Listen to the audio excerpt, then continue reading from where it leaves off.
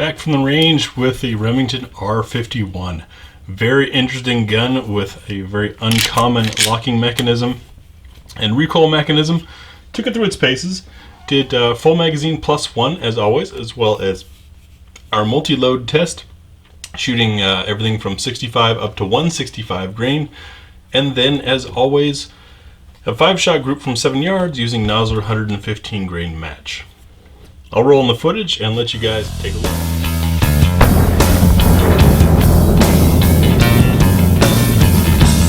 Now with Remington's R51, I've been anxious to try this thing ever since it was reintroduced. A lot of stories about it. I'm curious to see how it runs.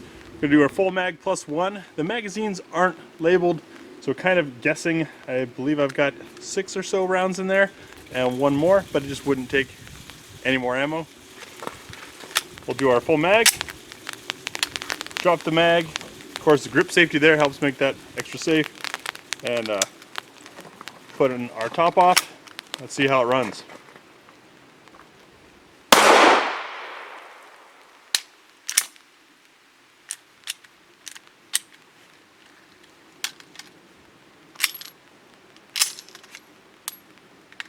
Not a good start.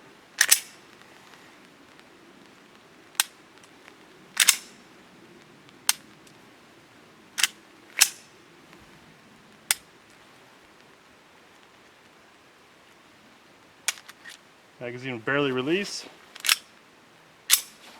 Gun is clear. We'll lock the slide back, insert that full mag,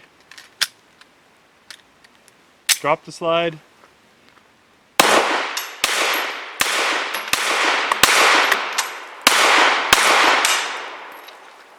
Hopefully those hiccups were just the gun getting broken in. We'll find out. So in the what's for dinner test, where we try different loads and different shaped bullets, for 9mm we'll be starting off with a heavy 165 grain subsonic from Hush, the Browning 147 grain, which is a snubby nose. Then we've got the 124 grain HST, very popular defensive load, an aluminum 115 grain, a steel case 115 grain, gold dot 115 grain hollow point. Then we move light for caliber.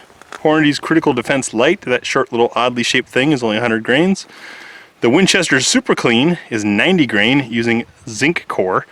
Then we've got a Liberty 65 grain at a higher velocity and the Inceptor 65 grain at a lower velocity. Let's see what runs. Alright, with this little guy, we'll see how it runs, starting off with the heaviest and slowest round, which is our Hush 165 grain from Freedom Munitions. We're doing 3 rounds as always, see if it picks up from being locked back. Cycles the gun twice, and the 3rd shot to see if it'll lock it open. Hopefully my thumb doesn't bump the slide lock. Here we go.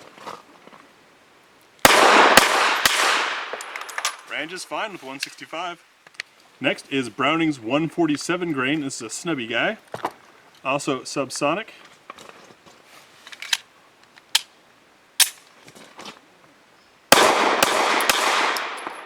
Ran just fine. Next up, the popular Federal HST 124 grain hollow point.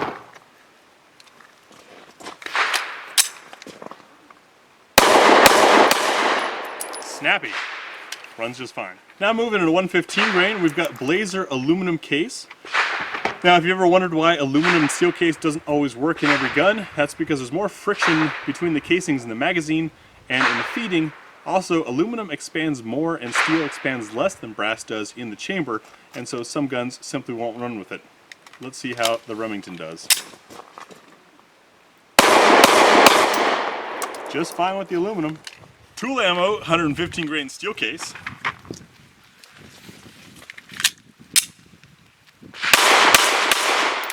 Runs just fine. Gold dot 115 grain hollow point.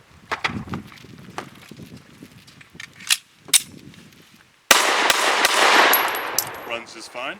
Now light for caliber, we've got Hornady's Critical Defense Light, 100 grain, short snubby bullet. It's supposed to be a low recoiling round. It did shoot softer and ran this gun just fine. Winchester's Super Clean 90 grain. This is a zinc core bullet. Very lightweight. Will it work with the Peterson block? ran just fine. Really lightweight from Liberty, their 65 grain civil trainer, high velocity round.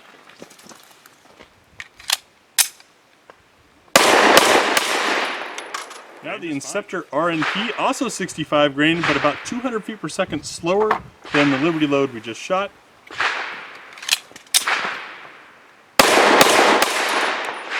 And it ran just fine. 5 shots from 7 yards using Nosler 115 grain match.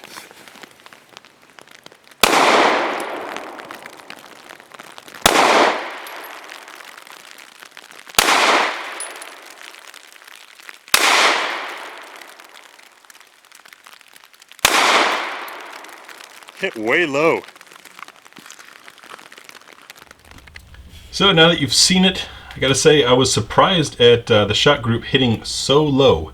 As you can see, the sights can be drifted left and right. There is no vertical adjustment, and that was 115 grain. That was pretty much standard ammo, and Nosler is pretty darn good stuff. So why that was hitting so low, I have no idea. Could have been shooter error on my part. Wasn't the best conditions for shooting, but other than that, I will say this hand gave me a little bit of irritation back here. The recoil of the gun, it just kind of pounded, and I think it might be part of this tail end of the grip safety. Bring it in there so you can see that there. I think that might have been what was causing the irritation, but found the gun to be kind of painful to shoot, which is a shame because it is a really flat shooter and a very pleasant shooter otherwise, aside from the hammering the hand. Between that and the low grouping, and I gotta say, field stripping this thing, I agree with Military Arms Channel, is not an easy task. I got it apart easily. Getting it back together, however, was just a bit more involved than we're used to. So I appreciate Remington doing something different with a gun like this. I, however, wish that it had turned out a little bit better. And I mean, small things like these witness windows on the magazine. What does that tell me? How do I know how many are supposed to be there, or if that's full or not? I just loaded until I couldn't load anymore. Little details like that I think Remington missed in getting this gun to market. Do like the styling though, very 50s futuristic space ray gun kind of thing. Let me know your thoughts on this guy, and thanks for watching.